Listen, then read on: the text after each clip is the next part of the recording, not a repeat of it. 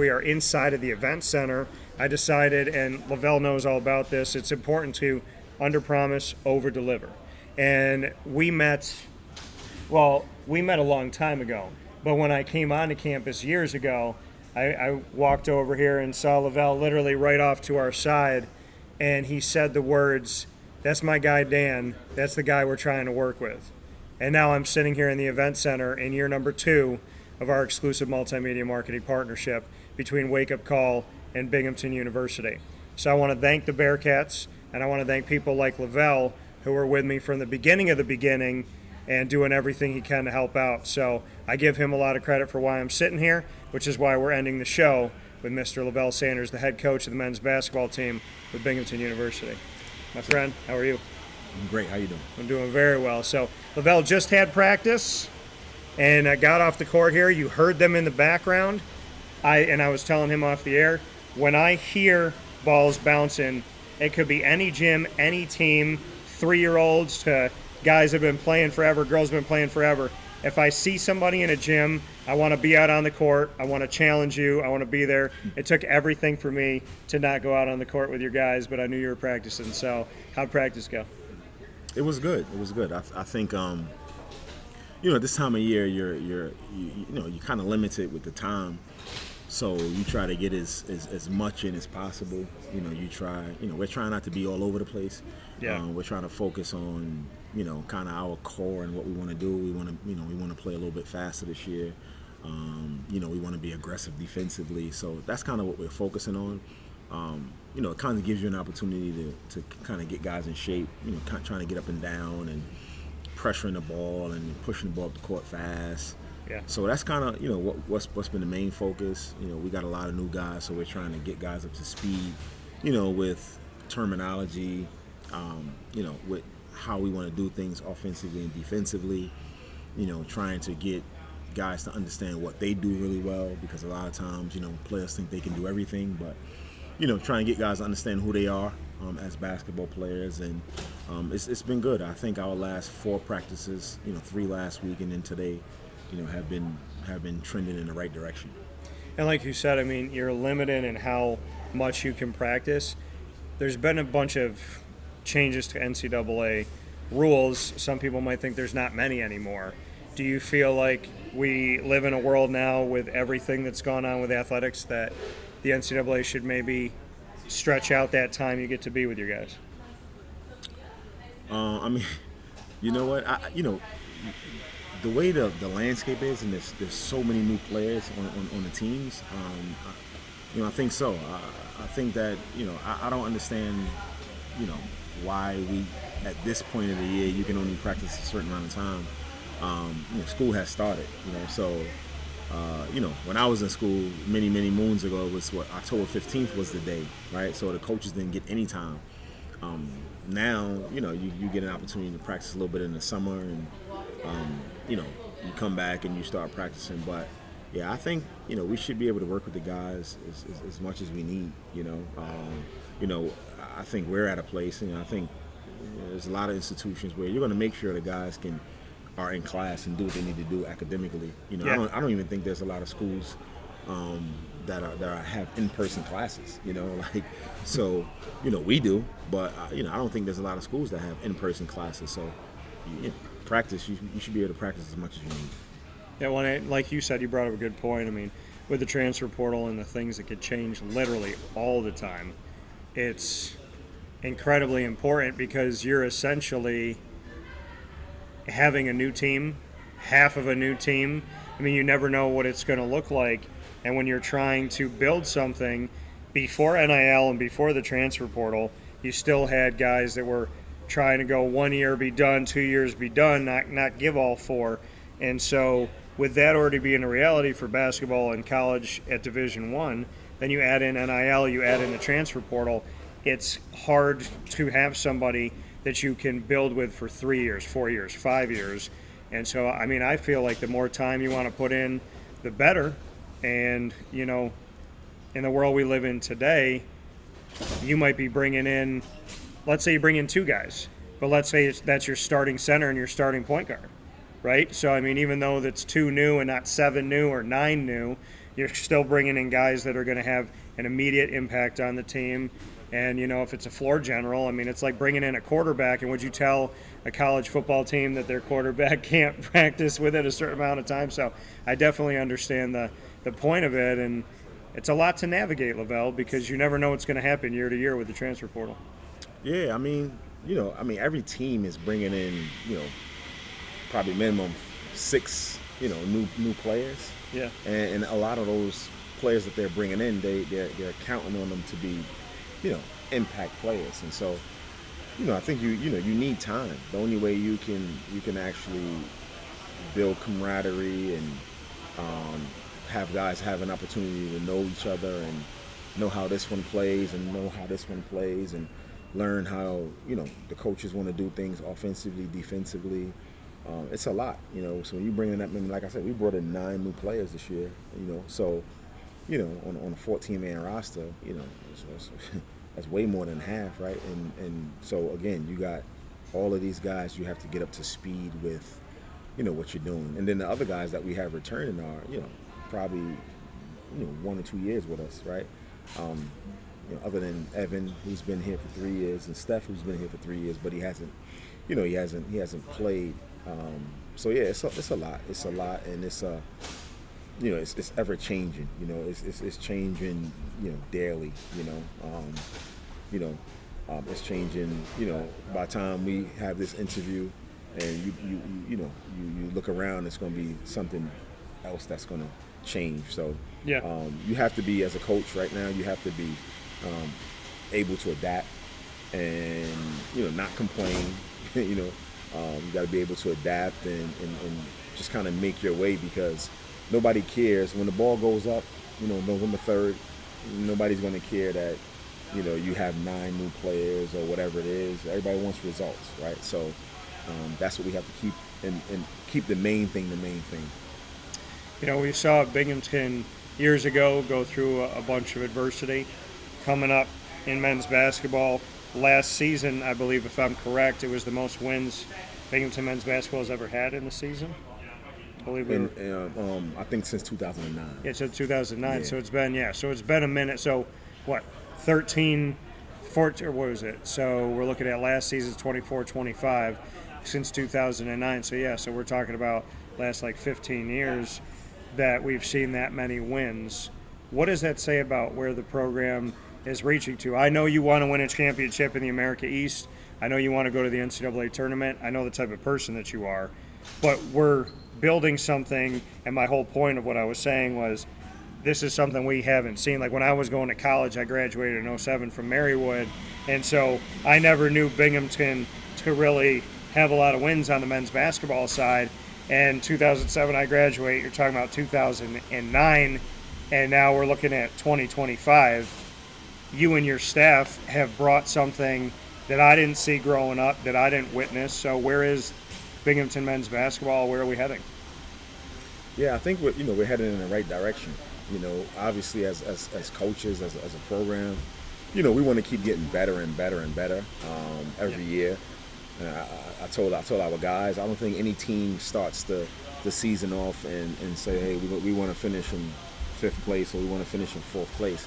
Yeah. Everybody's starting the season off with aspirations of trying to win a championship. And there's only out of the 9 teams, there's only 1 team in our league that does that every year. And so we want to put ourselves in a position where we can be that team. We can be in the hunt consistently every year. And that's our goal. That's our focus. We don't try to hide that. We want to put ourselves in a position where we can be a championship caliber program, right? And then that's a lot of different ways you gotta do that. But I think we have a new president coming in, which that's going to be exciting. Our old president did a lot for us, did a lot for the athletic program, and so we're looking forward to to the new president coming in and see what she's going to be all about. But yeah, I mean, for us, it's just a matter of putting our heads down every day, doing the work. Nothing is going to happen for you if you don't put the work in. So we start with the work, and then we try to make sure our guys are again playing to their strengths. I think I say this a lot as a professional. As a professional athlete, I thought, my job was to not let teams push me to my weaknesses. Everybody have weaknesses. Yeah. And so I tell all the guys, our job is to be able to play to our strengths as much as possible. I think the teams and the organizations and the companies that can play towards their strengths and do the things that they're really good at, those are the organizations that become successful. So that's what we're trying to do, right? And you have to, again, it's work. You gotta you're working with new guys. You gotta have them understand, well, you're really good at this, and this you need to work on. So let's do this right here. And again, it's not always easy. Again, you got 9 new players, and you got to do that with 9 new players, right? So right now, I mean, it's college athletics is like nonstop. Like you finish the season and you don't even get a chance to breathe. You're recruiting. And then you gotta build a team, and you probably got 7 or 8 players that's gonna be leaving. So it's nonstop with what we're doing right now. But again, as I said earlier, the coaches and the programs that can adapt to it are the ones that are going to be successful. How do you adapt?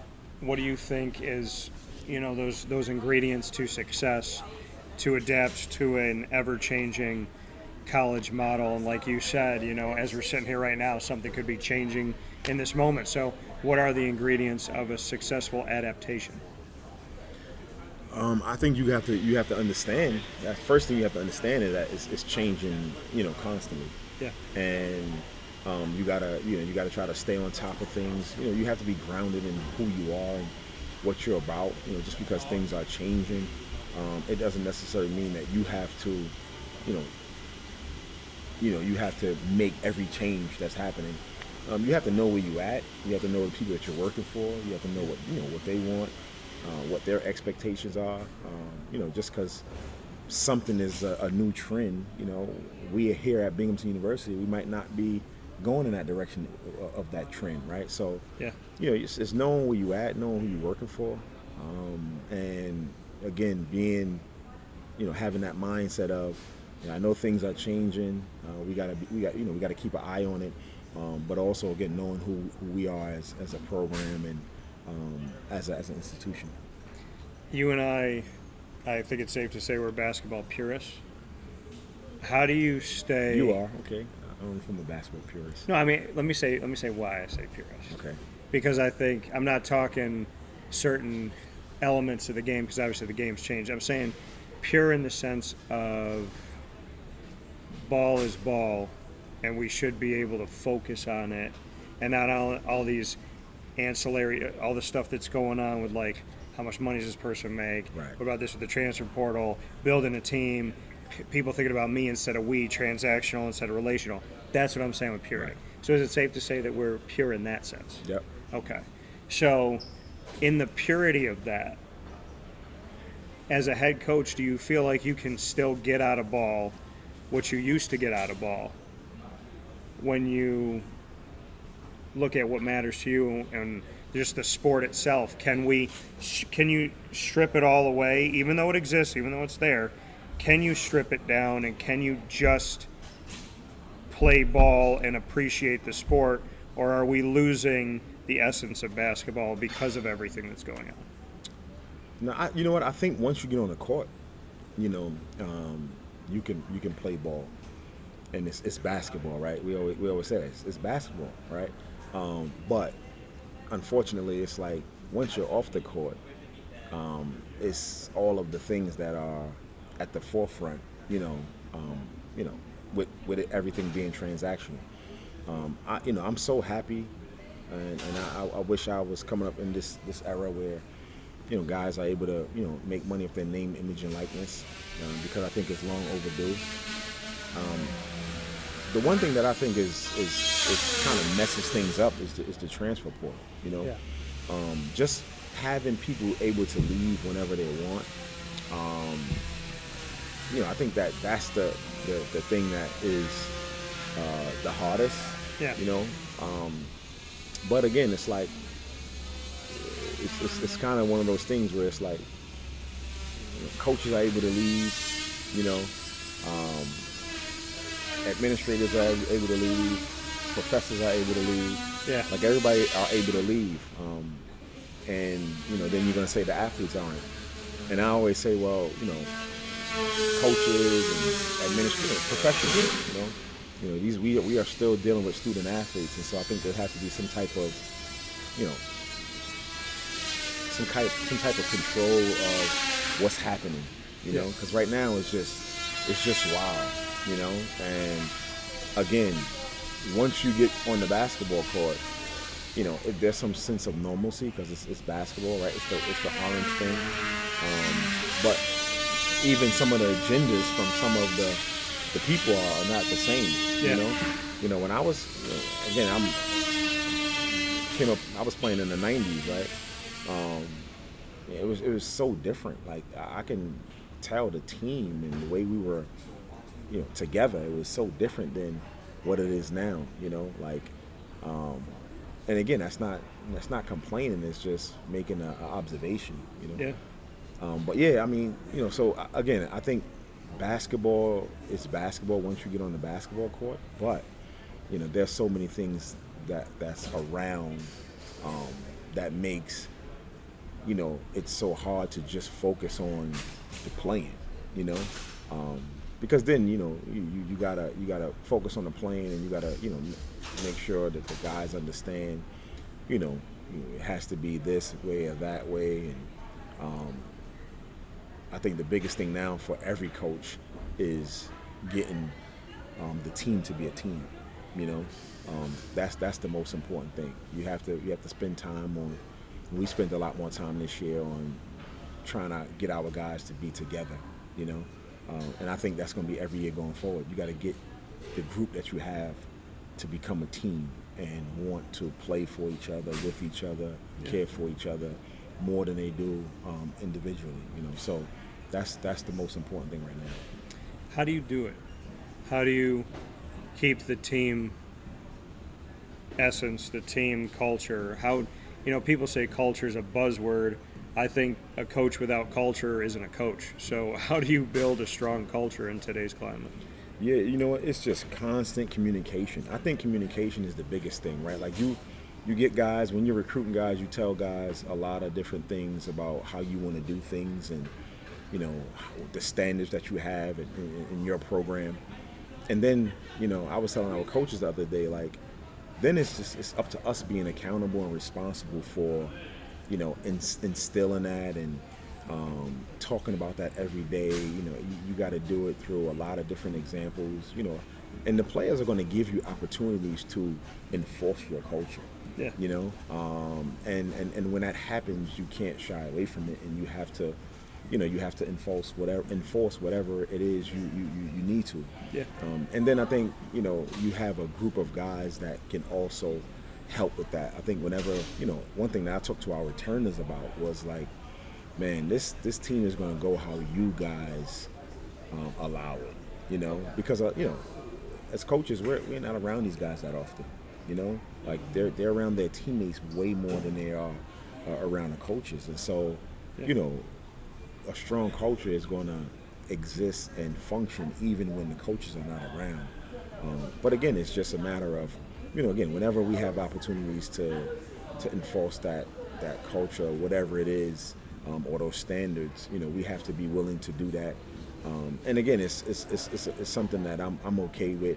I always tell our guys I don't have to, MF and curse them out and all that, but I'm honest with our guys. I can talk to them just like this and be honest with them, and I think our coaches are the same way. So to me, that's just how you do it, and if it's basketball, it's about, video and get holding the guys accountable, if it's going to be shot quality, if it's going to be sharing the basketball, if it's going to be defensive ball screens, whatever it is, like when things are going right, you got to let guys know. When things are not going right, you got to let them know also.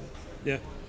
No, and I think it's very important to have an honest conversation and to make sure that, like, what you say in the beginning and you tell them who you are, that you back that up. I tell people all the time, I said, no one's ever going to, like, a bad person is never going to say I'm a bad person. They're going to say I'm a good person. Everybody says I'm a good person, but it's who stays with it.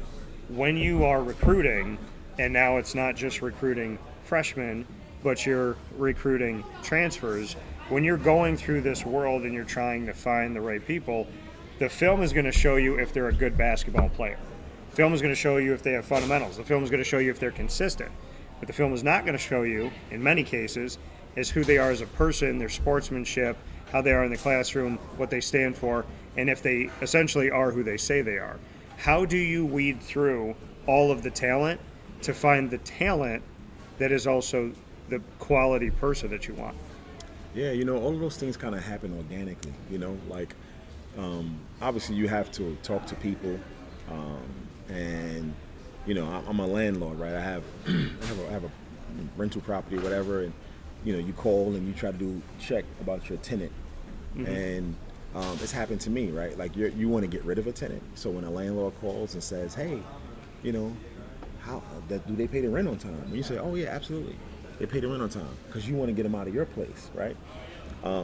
So you got to do some more digging. Yeah.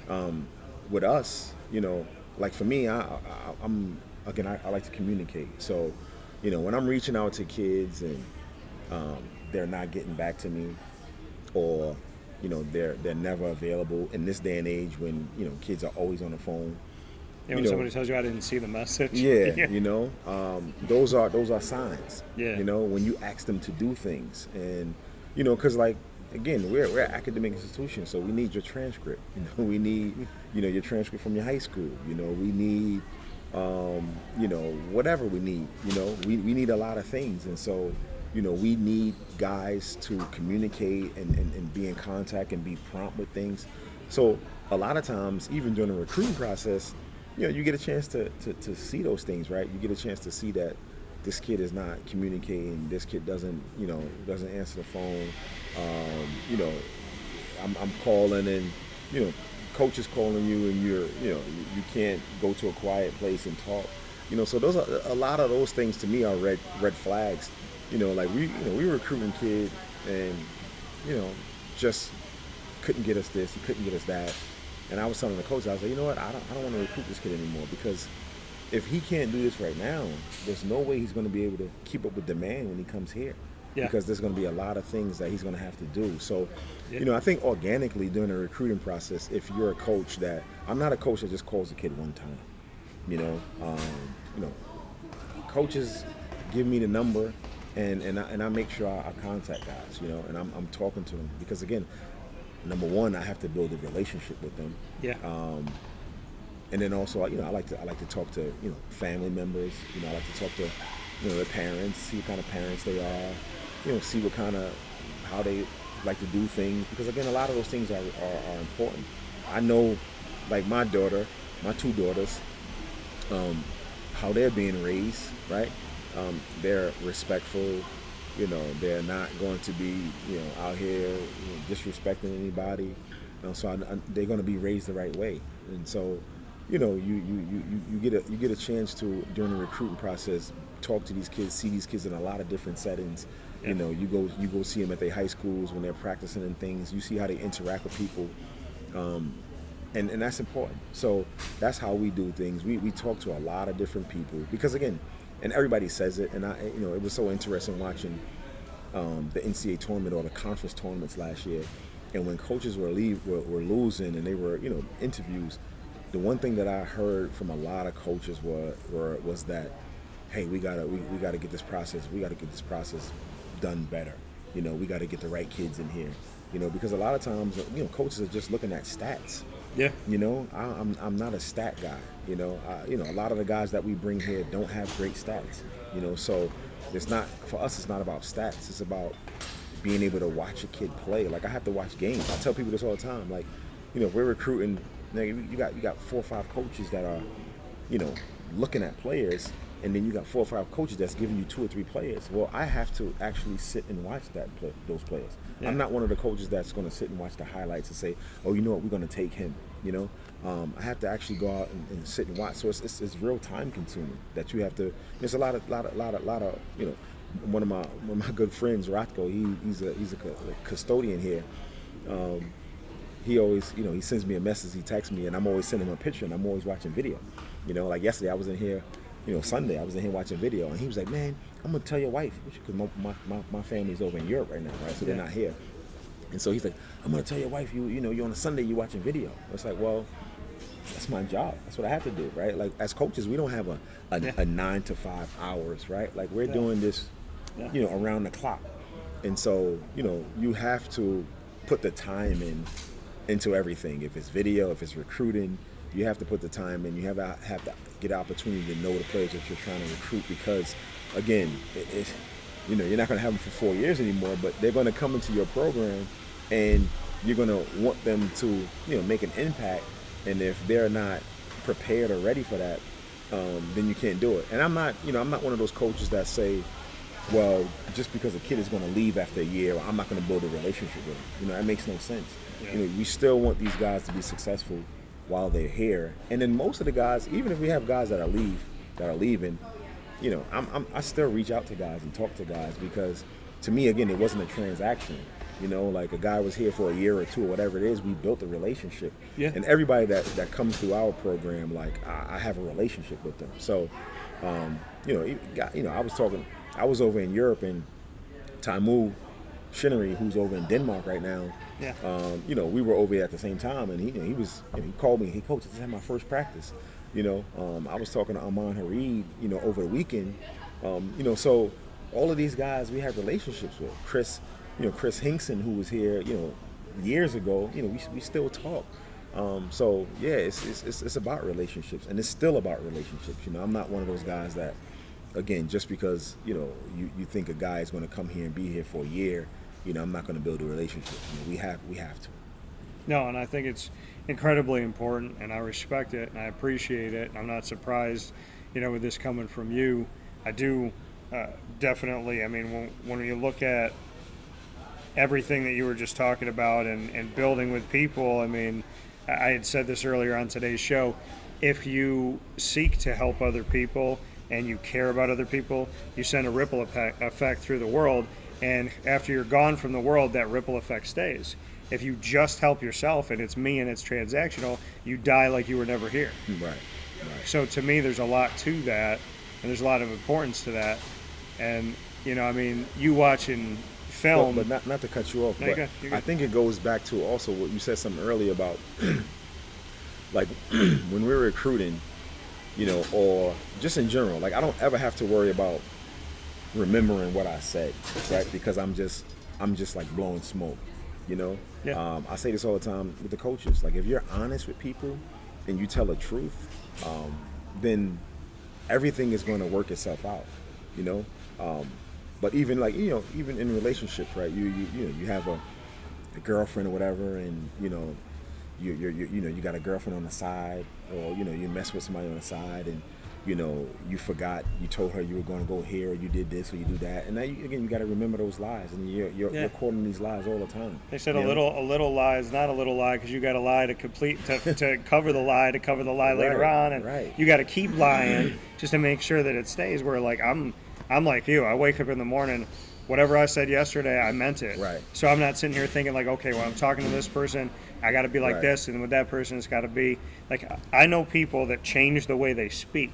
Like I know when you're more comfortable around people, you can like be more whatever. Right. I'm not saying that, but I'm talking about like I've been around people that are like, "Hi, how are you today?" And then when they're around someone else, they're like, "Yo, my man, this is what I'm doing and this," and I'm like, "Stop!" I said this. I said when you're around this guy, you're notorious. When you're around this guy, you're Pee Wee Herman. Like it's very strange to me. Right. I mean, yeah, you have people like that, out there. Yeah. It's hard for me. I tell our players this. I tell people in our program, it's easy to be you, right? Like I want guys to come here and be who they are. Yeah. Because it's easy to be that. It's hard to be. I can be somebody for a couple hours a day, but then eventually you're gonna go back to who you are, being who you are. Right? Everybody breaks character. Yeah. So it's much better to just be who you are, and not try to. I am who I am around anybody. I'm not gonna change and be, around you a certain way, and then I'm gonna be around, the president a certain way. I'm gonna be who I am, right? Because I think that's the most important thing, and that's who I can be all the time, my authentic self, right? And that's what we're just trying to get these guys in our program to be the best version of themselves. Yeah. You know, you don't have to try to be anybody else. You know, even as a basketball player, like just be who you are. Like if you're a really good 3-point shooter, be a really good 3-point shooter. If you're a really good rebounder, be that. You know. But if you can't shoot threes, then don't shoot threes. You know, like just be who you are. You know, like it's as simple as that. Yeah, no, I love it. And I know we're going to get into rapid fire in a second here with Levell Sanders, the head coach of the men's basketball program here at Binghamton University.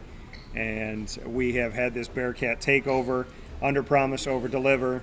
And I just reached out to Binghamton. I said, hey, why not usher in the season for everybody 2025-26 and be on campus at the event center? And it means a lot to me to say that right here, Wake Up Call with Dan Tortora, we are on site, on location at Binghamton University at the event center. And of course, many thanks to everybody that helped put this together. You're coming up to my hometown on Monday, November 3rd. The time isn't set yet. Hopefully it won't be 9. Hopefully it'll be like 7. So, or you do like a dinner time, 5:30. How about it? But we're looking at you coming up to play Syracuse, and you'll be in the Dome. I think Syracuse should come down to Binghamton to this event center sometime. It's just my thought. My hometown, I can say what I want to say. But I am happy that you're coming up on November 3rd. Just what you could say to that. I mean, Binghamton's come up in the past. I think it should happen every year, but I'd love to get your thoughts. Yeah, you know what I think is great for for us. I don't know how good it is for Syracuse, right? It's just another game for them. But I think for us and our program and our fans, Syracuse is the biggest program in this area, right? Like in terms of university, rich tradition. I grew up watching Syracuse basketball. I played against Syracuse. Last time I played in the Dome, we won. So hopefully that continues. But yeah, no, I mean, you walk around here, you go into the different stores, you see Syracuse stuff all over the place. There's a lot of people, here. I know Matt Lane, who works here. We when I first got here, he was talking about Syracuse all the time, running down a bunch of, he's been a Syracuse fan for a long time, and he's been to a bunch of games. Yeah. So I think, again, for our fans, it's good. Unfortunately, our women are playing on the same day, so. Hopefully we can still get some people going to the game. Obviously, we want people to come and support our women's team. But I think it'll be a great opportunity for us to go and play against Syracuse, an ACC school. This is hard for me to say because I'm so used to them being in the Big East. Yeah. But when they do the Big East memories at the Garden during the Big East tournament, they still show Syracuse. Yeah, but it's a big time opportunity. I mean, it's great to be able to. For our guys to be able to play in a dome, it's great for fans that's going to go and be in that atmosphere. Hopefully we can give them a good game. I know they got a really good team this year. Been checking out some of the things that they're doing. I know Coach Autry. From the New York City days. He's a little bit older than me, but I watched him coming up. I watched him play when I was a kid. I know Coach Griffin. We're from the same neighborhood in Brooklyn.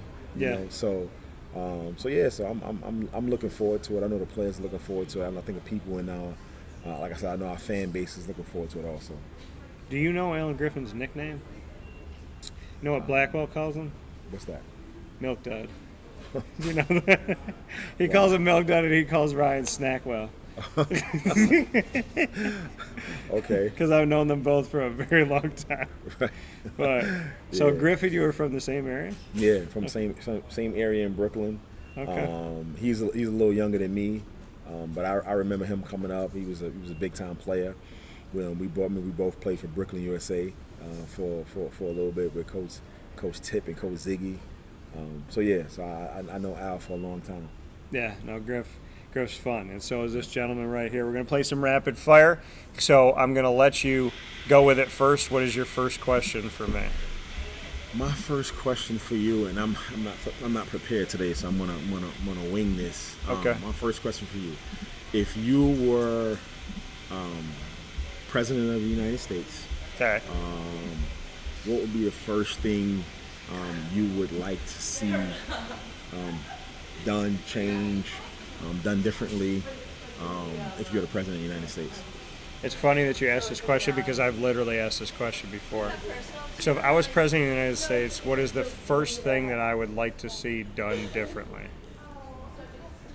Or not even done differently. Just something you would do. Yeah, one of the first things you would do.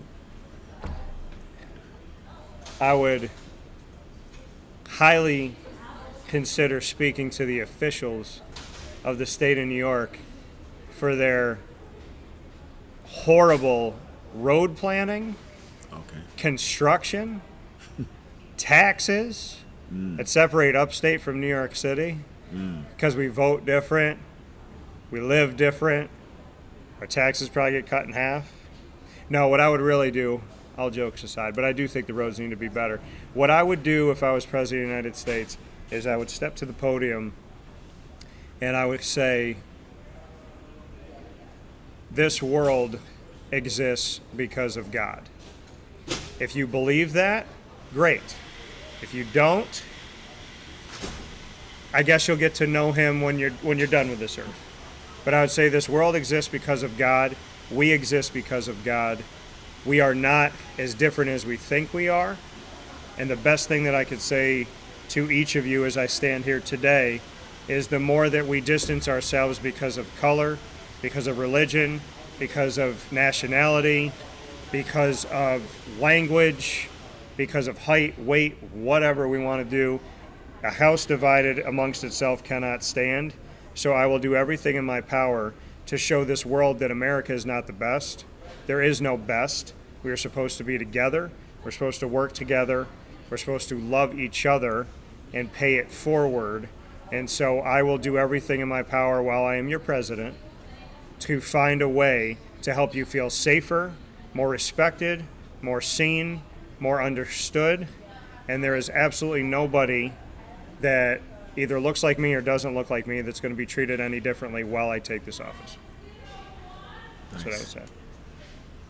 If we're not treating each other as equals, then we've done it wrong before we even got started. Mm-hmm. My question back to you is, if you were my vice president,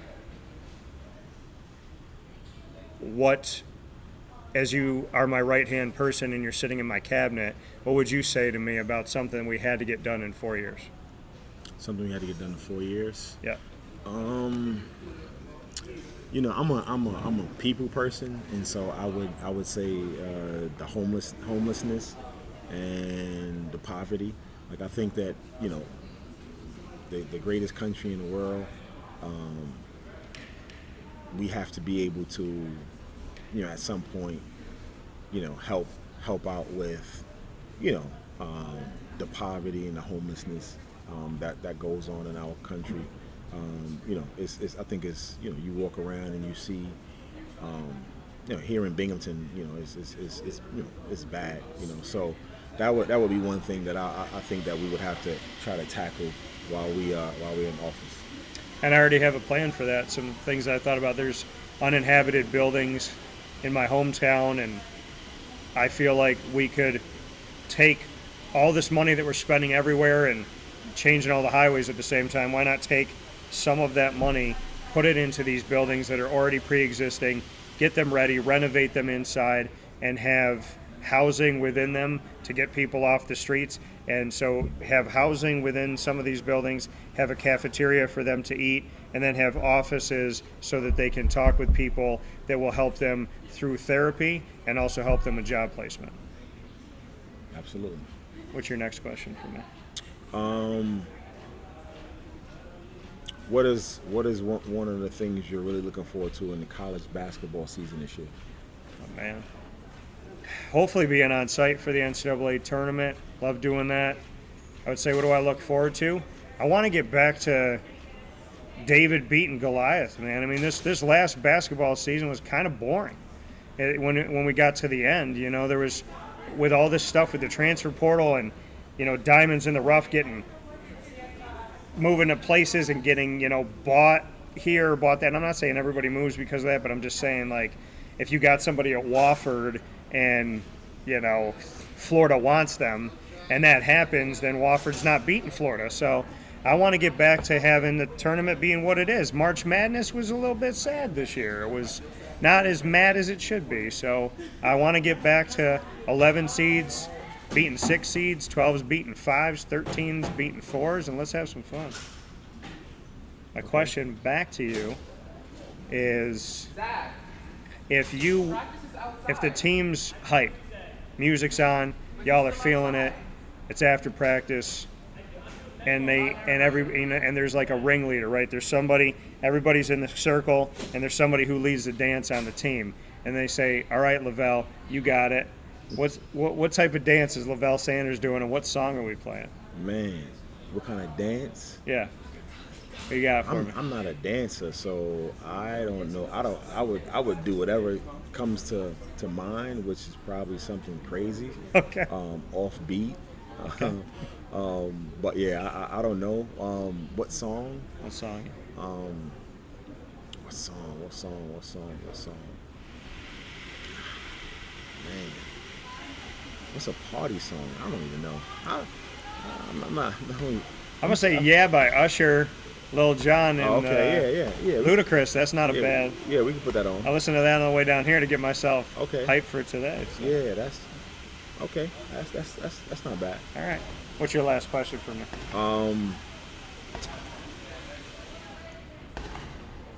I think I asked you this already. Give me one of your favorite restaurants in this area. In this area. So I've been told about a couple places I need to go to. So I know Nurchi's. There's one diner that I absolutely love. You asked me the name of it, and I can't think of it, but I love the diner. And my ex's grandpa used to bring me there, but I like to think that when we broke up, I won because I still got him. So Grandpa Bill up in heaven, I miss you, Bill Davies. My best to you. And Binghamton means a lot to him, so I like to think that hopefully I'm making him proud or helping him to look kindly on the fact that I'm working with Binghamton. But yeah, so I would say probably that diner. Mm-hmm. I wish I could remember its name. And then I was told that there's like a good Mexican spot, so I'm trying to find out Mexican spot. What's up. Yeah, one of the student athletes told me there's a place for me to go, so yeah, I gotta dig in there and see because I haven't been there yet. Okay. So my question back to you, Levell. All right. Did I ask you a hero question before superhero? I don't think I did. I don't think so. So you're going to transform into a superhero right now, and so am I. What hero do you become? What hero do you choose for me? And what city do we protect? I can't be the whole superhero because it was like 5 of them, but one that I really liked as a kid coming up was Voltron. Okay.